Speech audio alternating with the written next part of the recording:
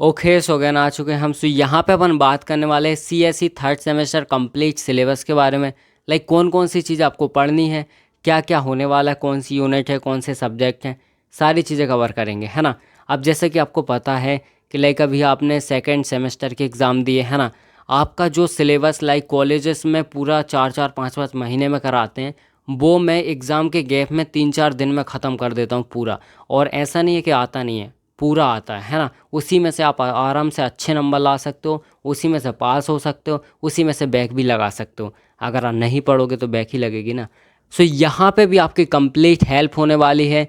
Like basically last time में तो मैं वैसे ही वन शॉट प्रोवाइड कराऊंगा ही आपको, बट यहाँ पे स्टार्टिंग से भी अगर आप करते जाओगे ना तो बहुत ही अच्छा होगा आपके लिए। लास्ट टाइम के लिए आपको रिवीजन ही करना पड़ेगा, फिर इतना ज़्यादा प्रेशर नहीं लेना पड़ेगा, है ना।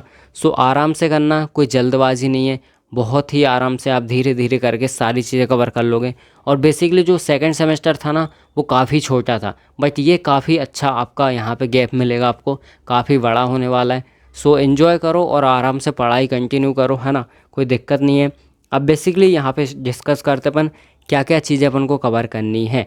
सो सबसे पहले यहाँ पे सब्जेक्ट होने वाला है आपका। और हाँ, एक और डाउट रहता है काफ़ी सारे लोगों को कि M3 है क्या इसमें।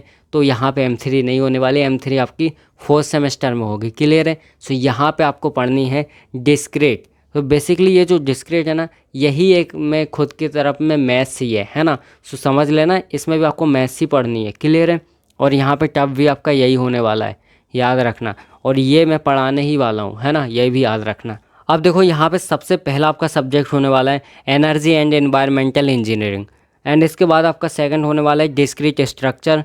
थर्ड होने वाला है आपका डाटा स्ट्रक्चर। फोर्थ होने वाला है डिजिटल सिस्टम।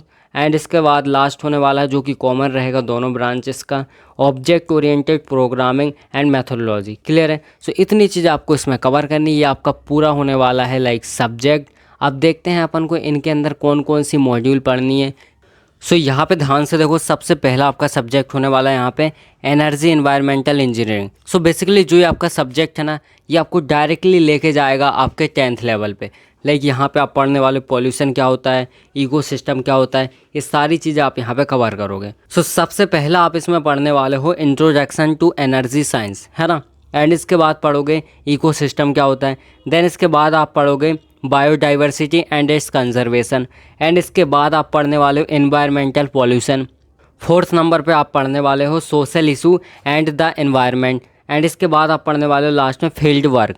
सो इतनी चीज़ें आपको इसमें कवर करना है ना। सो बहुत अच्छे तरीके से अपन कवर करेंगे, डोंट वरी। कॉलेज की फ़ीस मुझे ही ट्रांसफ़र कर देना, वहाँ पढ़ने की ज़रूरत ही नहीं है।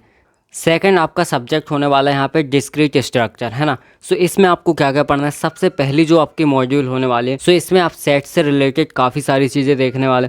सबसे पहली जो आपकी मॉड्यूल होने वाली है, इसमें आप सेट थ्योरी से रिलेटेड काफ़ी सारी चीज़ें देखोगे, जो आपने 11th में पढ़ा होगा, आपको याद होगा, है ना।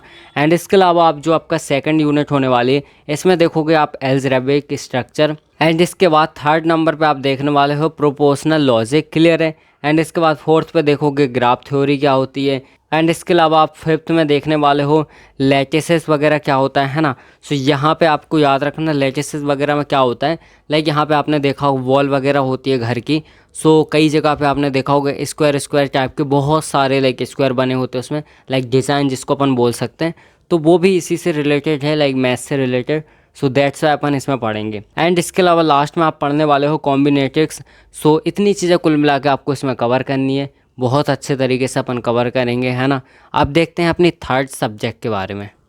सो बेसिकली अब इसमें थर्ड नंबर पे अपन बात करने वाले डाटा स्ट्रक्चर के बारे में। अब इसमें आपको क्या क्या देखना है, सबसे पहले तो आपको इंट्रोडक्शन देखना है, डाटा स्ट्रक्चर होता क्या है।